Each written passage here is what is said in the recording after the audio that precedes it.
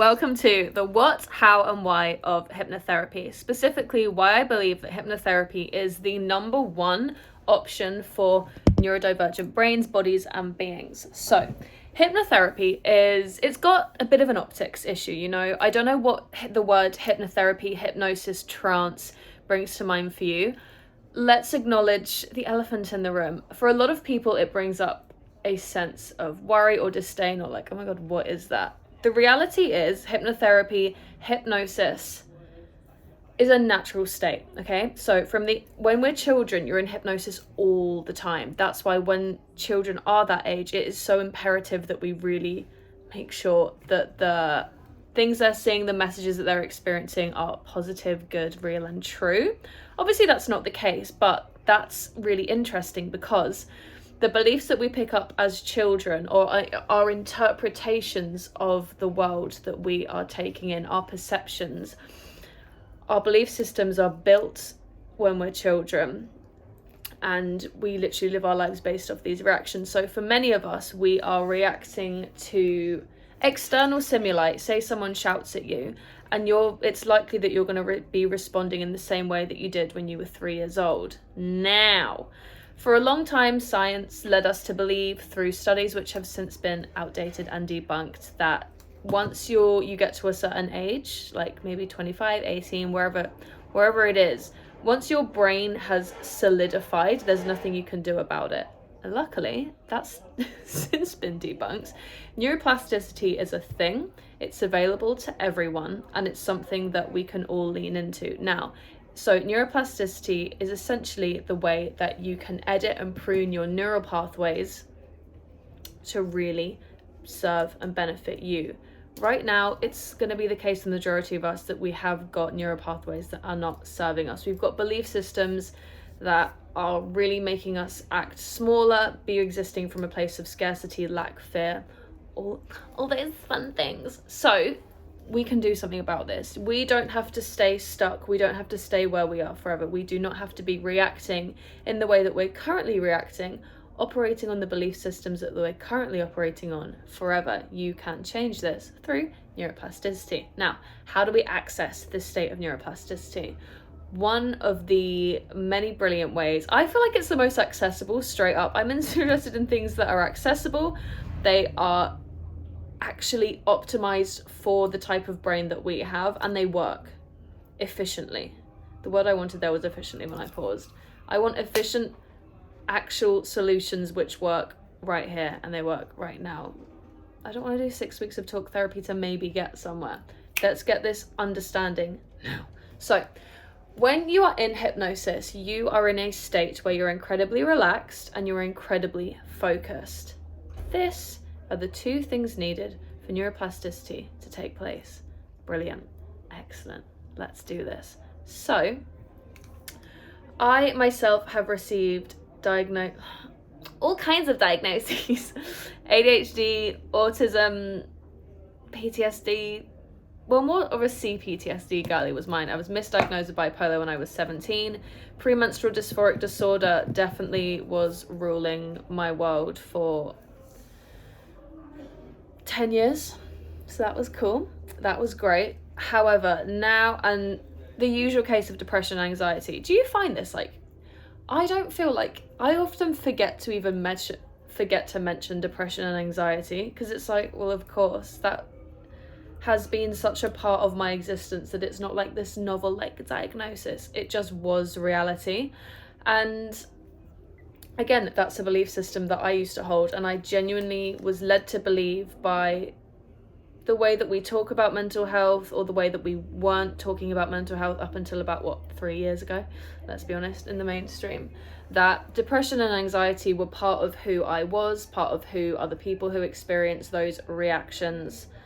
I just thought it was a forever thing, which is bleak and dire. And I think my main issue with this is that when people are told, yep, you've got this disorder, it's not presented to people through the lens of, you're currently reacting to the world that you live in from a place that is essentially a depressed or anxious reaction. It's, you've got this disorder, and they do it through this angle of like, which is permanent, there's nothing you can really do. Maybe you can like take some drugs, but like, good luck.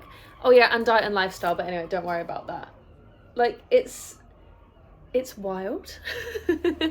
So I definitely was stuck in that trap for a long time of being like, yeah, but like, there's nothing I can do, like RIP me. No, changes can be made.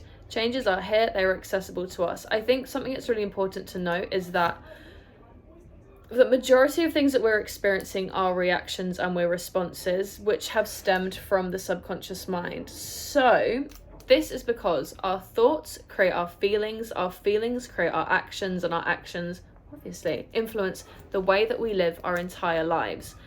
Where do these thoughts come from? The majority of them are produced by the subconscious. They are our belief systems popping up in the form of thoughts. So this is good news, because this is an actual tangible real thing we can do. Once we start changing our thoughts, you are essentially changing your entire existence. Thank God, honestly. And I think as well, like, no one should ever force anyone to make changes when they're not ready to. I've been thinking a lot recently about how so many conditions, be they mental, physical, the body is one system, it's all the same. Everything's having a knock-on effect to somewhere else in your body. A lot of this does have a secondary gain, and this is what we explore within hypnosis. So the goal of hypnosis is essentially to change the way that you are currently reacting to the world that you live in, be that through changing your thoughts.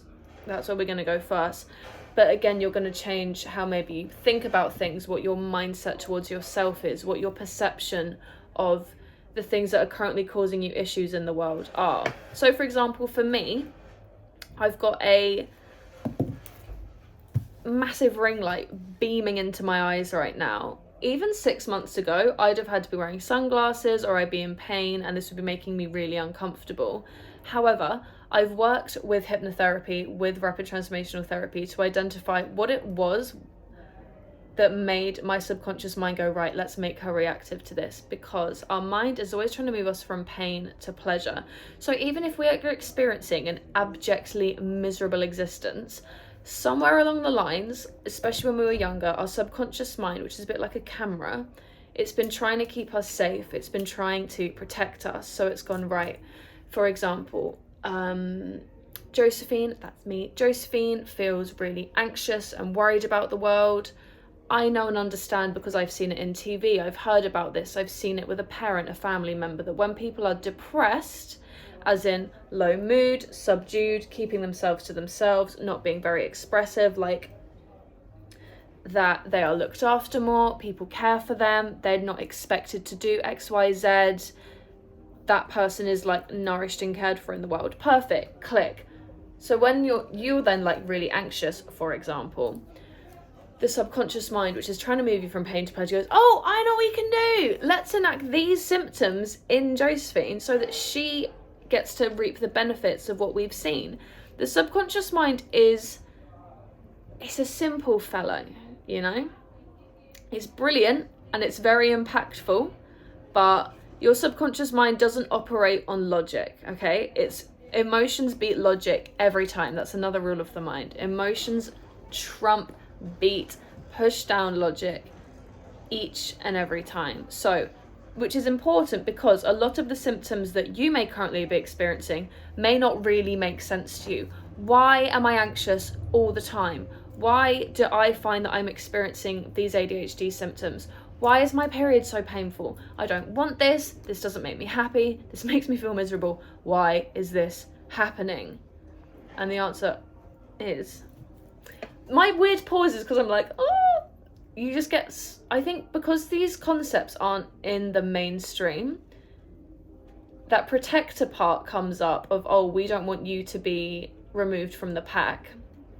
So let's make you feel anxious when you're talking about this because you don't want to be kicked out of the pack, you don't want to be isolated in the world. But anyway, let's notice that and move through it. Again, we have an understanding of why it is that we react in the way that we do, so that we can then go, right, I'm noticing I'm responding this way, let's move myself this way. It's really important that in life we make the familiar unfamiliar. If what's familiar to us is damaging, keeping us small, making us feel hurt, keeping us trapped in habits, belief systems, perceptions of the world that are moving us downwards. I have this game that I play with myself that when it's time to make a decision, it's called the up-down game. So say if I'm thinking, right, I want to eat lunch right now, or I could go around the corner, I can go and get crisps, and I'm like, right, is this up or down? Is this going to move me up towards where I want to go? Is this going to energize me? Is this going to give me really good things in my body? Is this me going to be putting healthy things into my body?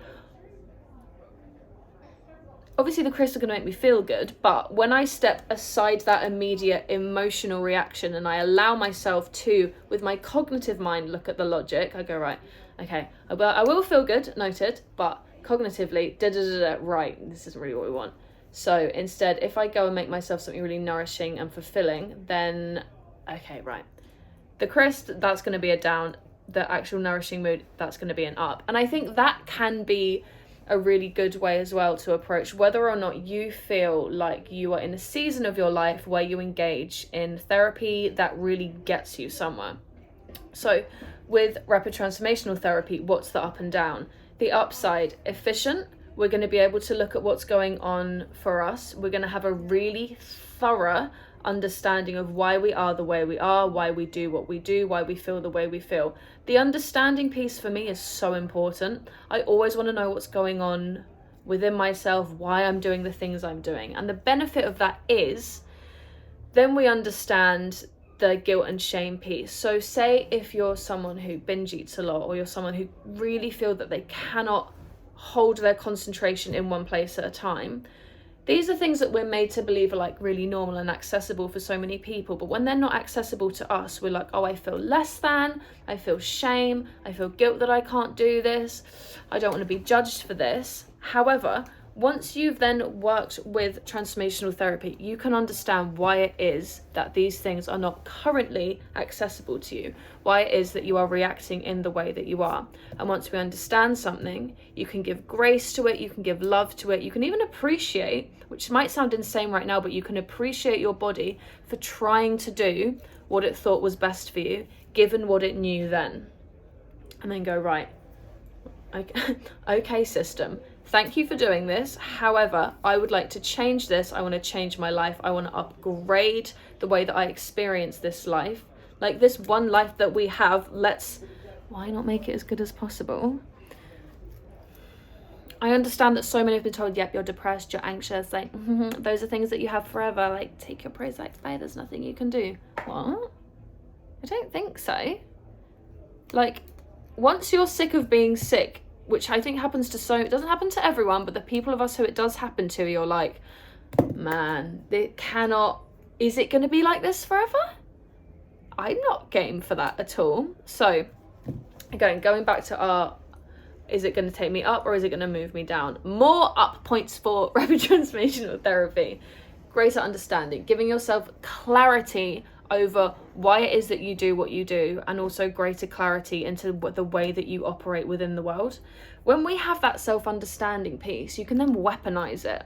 I'm really interested in this concept of like weaponizing ADHD, weaponizing autism, weaponizing anxiety. If you know that you've got that supercharged drive to, say when we're anxious, you're, okay, I'm going to go out to London with my friends, I'm really excited, we've got all these plans, and you get on the train and suddenly the anxiety sets in. That is going to make you do some wild things that most people like wouldn't even have the capability of doing. Like you're finding any way to get yourself out of that situation. So once we clear with the brains that we have, like we are optimized for greatness. The current issue is that we've got things getting in the way of us being able to access that. With the autistic mind, incredible pattern skills. We're incredible at drawing things together, thinking up new concepts based on the things that we already know and going, wow, okay, amazing. And then we Google it and then we find out that, yeah, there's already been a scientific study or people are already looking into it. And you're like, yeah, I knew I was right. There's so many benefits there. Enhanced creativity, the ability to like change our voices, really hear and see people for what they are. You know, there's this vulnerability aspect with autism especially that can really make or break us. I know that I've been taken advantage of spectacularly so many times, and I'm sure you have too. However, once we program our brains to really move us towards where we want to go, and we reduce the traumas, remove these inflammatory responses which currently are holding us back and keeping us small, your brain has been weaponized. Life is now on your side. There is a reason that the majority of people who are like big swinging it out in Silicon Valley in the creative industries, the majority of them sit somewhere on the spectrum. The majority of them have experience of being a neurodivergent human being, and they've found a way to make it work for them. And I think the reason that I'm really, like, I can't help it, and people have said to me, like, don't work with neurodivergent crowds, like, people don't want to know, people want to sit with the label, they don't want to get better, like, they get the autism diagnosis and they just sit with it. But it's like, well, I don't have that experience. I'm incredibly creative, incredibly interested in the world. I'm fascinated with how we can optimize our experience in this world. And also, like, straight up, we've had terrible times in this life, but it doesn't have to be that way for everyone. I just refuse to let that in. Does it crop up sometimes? Of course it does, okay? But the general gist is, how can I understand myself more? How can I move further up into the world? Because it's such, I think, I don't know about you, but I know that for me, the thing that hurts me the most, like, is going, that was wasted potential, that was wasted talent. I could have done that, but my health wasn't where it should be or where it could be. And so I didn't have the capacity, the ability, the outlook, the correct mindset to get these things done. I didn't complete that task. I didn't think that I was worthy of doing that. I'm saying it out loud, it's awful. Like, if I wasn't recording this video, waste of time. So, I don't know if anything else needs to be said. I think I have a penchant for trying to say too much. This is a 16-minute video. I think it's so exciting. If you feel the call, if you're going, right, I want to know a bit more about this, I'm ready, or at least I'm interested in navigating how to move towards a place of feeling ready. I don't think we ever do actually feel ready. It's more just like, well, I'm done with that. So I don't know what the future is going to look like. And again, this is where rapid transformational therapy is brilliant, because it's so future focused. Do we do regression within the sessions? Yes. Do we look at scenes from your life that have happened? Yes. But we are reviewing them. You are not re-experiencing them. You are reviewing them. You are going through and you are identifying where certain things came from. We are putting together patterns. We are understanding ourselves on a deeper level, so that then we've created this foundation of self-acceptance, understanding, self-love, dare I say, and confidence in who we are, where we've been, what we've experienced, what we've learned from it, what we've gained. That is your foundation, that is your springboard for then moving on into what's coming next. Now, I think a lot of us, for me, if it's not at the end of my nose, it doesn't exist. Like, this book right now is absolutely filled with writing, all these different things in here. None of that exists right now apart from the page in front of me, okay? My laptop screen's like here, that's what you're sitting on. I don't know what's in there. Unless it's here, it doesn't exist. So I think like the way that our brains work, conceptualizing the future, like, think about the future. It's like, huh? What did you say? It's very difficult, but we also know that in order to be successful and to be goal-orientated people, we need a rough idea of what the future holds, or at least what we would like it to look like. So within rapid transformational therapy sessions, we spend time at the beginning really deep diving into who it is that you want to be, or what parts of yourself that you want to explore more. What do you want to be moving towards? What do you want to be bringing in? What do you want to be coming towards you? What do we want to be magnetizing into your life? Which is, it's just what you want, isn't it? Go in, clear out the muck, identify how that's influenced you, allow yourself to understand, interpret, and then release what has been holding you back and keeping you stuck, before then going, right, here's where I want to go next, onwards and upwards. Now we're gonna be able to program your brain to conceptualize and also allow you to move towards those things that light you up, that excite you. So let's take a moment of a double deep breath in filling up your tummy, every part of your body. If we breathe in through our tummy first, it tells us we're safe. And then breathe out slowly.